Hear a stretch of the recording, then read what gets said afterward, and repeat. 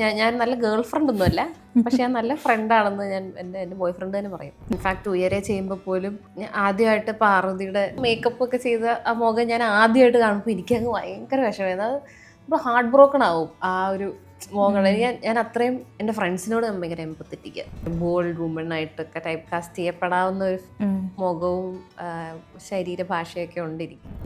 എനിക്ക് കിട്ടിയിരിക്കുന്ന റോൾസിൽ ഞാൻ ഭയങ്കര ഗ്രേറ്റ്ഫുള്ളാണ്. ഞാൻ എൻ്റെ കണ്ണടി കാണുമ്പോൾ തന്നെ അത്ര ഒരു നെക്സ്റ്റ് ഡോർ ലുക്ക് എനിക്കില്ല. B30 to 44 എന്ന് പറയുന്നതിൽ അനാർക്കലി ചെയ്തിട്ടുണ്ട്.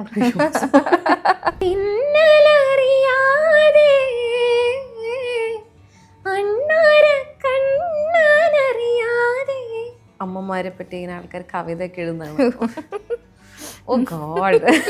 ഈ ഒരു സോ കോൾ സൗന്ദര്യം ഇല്ലാത്തത് കൊണ്ട് കുറെ ചാൻസസ് മിസ്സാവുന്ന കുറെ ആൾക്കാരെ എനിക്കറിയാം. ഞാൻ എപ്പോഴും ആലോചിക്കും, തമിഴ് ഇൻഡസ്ട്രിയിലൊക്കെ ആരുമില്ല, തമിഴ്നാട്ടുകാരും ഇല്ല.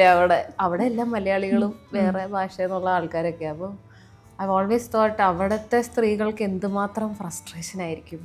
നമുക്ക് വെറുതെ കുറെ പേര് കുറച്ച് ഗുണങ്ങൾ ഇങ്ങനെ കൊണ്ട് തരത്തില്ല. ഇതിന് കുറെ കൊളാട്രൽ ഡാമേജ് ഉണ്ട് ഇതിന്റെ കൂടെ വരുന്നത്. നമ്മുടെ നാട്ടിൽ ഇത് പുതിയതാ. ഇതൊക്കെ paparazzi culture has been there for years.